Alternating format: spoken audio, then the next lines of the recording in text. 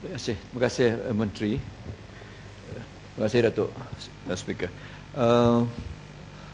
Projek-projek terbengkalai ini Menteri ialah akhirnya ia mesti merupakan gandingan kerjasama antara KPKT dan juga kerajaan negeri.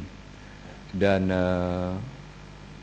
saya ingin tahu yang disebutkan oleh Menteri tadi, projek yang mana yang Menteri maksudkan di Kuala Selangor itu. Dan kedua yang lebih penting adalah dari sudut perumahan ini juga, komitmen KPKT dalam memastikan bahawa kalaulah projek-projek yang diberikan, yang dimaksudkan dalam projek mampu milik, ya,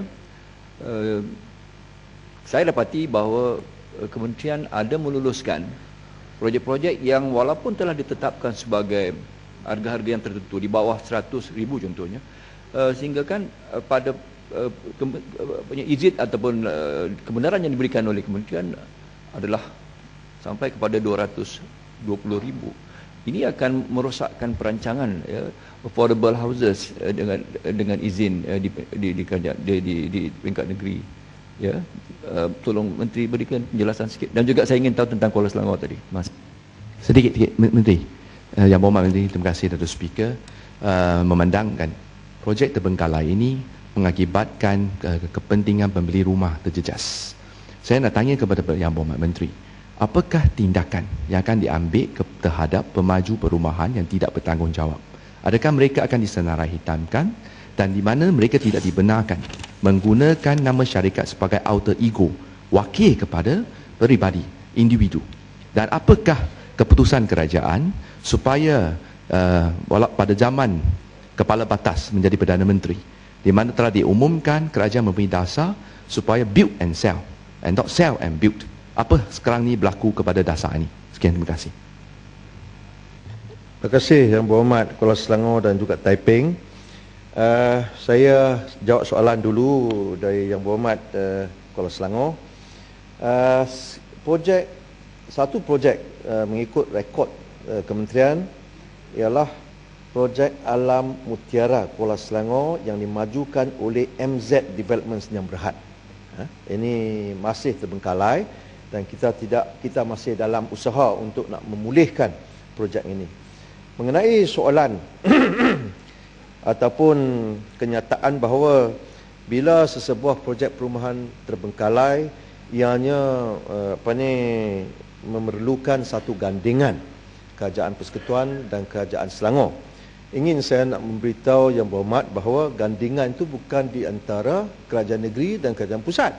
Sebab Kerajaan Negeri jarang nak ambil tahu langsung, sama ada khususnya di Selangor, ya. Tetapi walau bagaimanapun, oleh kerana kerajaan pusat ni merupakan kerajaan yang bertanggungjawab, maka kerajaan haruslah cari jalan bekerjasama dengan kontraktor penyelamat, dilantik secara open tender. Selepas itu mereka ni masuk untuk memulihkan projek, dan kadang-kala kerajaan terpaksa juga menyuntikkan dana supaya projek itu dapat dipulihkan. Saya tak habis lagi ni. Saya tak habis lagi. Dan yang kedua mengenai saya dah lupa ni, apa pertanyaan lagi yang ketiga? Ya, Menteri, supaya Menteri ingatkan apa yang sebenarnya Menteri, ya, kalau saya sebut tentang alam tadi dekat Kuala Selangor tu, pelbagai alam, alam mutiara, alam perdana, ya, dan khususnya satu projek yang bernama Alam Perdana, ya, LBCN, yang akhirnya diselamatkan dan dipulihkan kembali oleh kerajaan negeri dengan suntikan tak kurang daripada, tak silap saya, off the cuff, mungkin hampir-hampir 100 juta, tidak silap saya. Jadi kenyataan Menteri agak sifatnya politik tu sebentar tadi. Keduanya pula, yang lebih penting sekarang ni adalah projek Mujur Zaman, yang tak silap saya juga melibatkan ramai, ratusan pembeli di Bukit Kerayung ini. Ini sehingga hari ini, ya, masih lagi terbengkalai, dan pihak-pihak seperti apa yang dia kata istilahkan sebagai white knight yang datang untuk memulihkan ini berdepan dengan pelbagai masalah. Saya kira atas kepentingan rakyat ni, Menteri, sifatnya sepatutnya mesti bipartisan, sama negeri dan pusat untuk memperjuangkan kepentingan rakyat. Terima kasih. Terima kasih Yang Berhormat Kuala Selangor. Saya memang mengalu-alukan jika kerajaan negeri ingin menjadi rakan untuk memulihkan lebih banyak lagi projek-projek terbengkalai di negeri Selangor. Sebagai jawapan kepada Yang Berhormat Taiping, semua pemaju-pemaju, tak kira sama ada merupakan syarikat maupun atas peribadi, lembaga pengarah, jika terdapat projek terbengkalai akan disenarai hitamkan seumur hidup, kecuali mereka ni dapat menunjukkan sebagai bukti bahawa mereka ni akan memulihkan projek-projek yang telah terbengkalai oleh syarikat mereka. Yang Berhormat, jika pemaju dan terlibat adalah GLC macam mana? Sama juga. Maka kerajaan akan Tapi disenarai hitamkan. saya percayalah, setakat ini tak ada GLC lagi yang telah memberikan masalah kepada kerajaan pusat, di mana projek-projek mereka ni terbengkalai. Sebab GLC mempunyai modal yang lebih kukuh dan selama inilah tak ada masalah. Jika ada masalah, sama juga kita akan senarai hitamkan mereka. Datuk Menteri. Yang kedua, tunggu saya habis Menteri. dulu. Saya habis dulu, saya tak jawab habis lagi.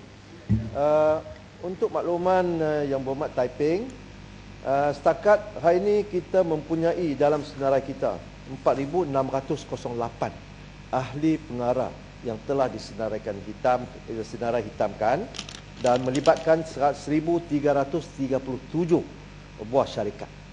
Dan dalam Akta 118 yang telah pun diluluskan Parlimen tahun lepas, kita sekarang ni mempunyai peruntukan dalam Akta 118, kita boleh mendakwa supaya lembaga pengarah didakwa di mahkamah, dan jika bersalah mereka ni boleh dimasuk penjara.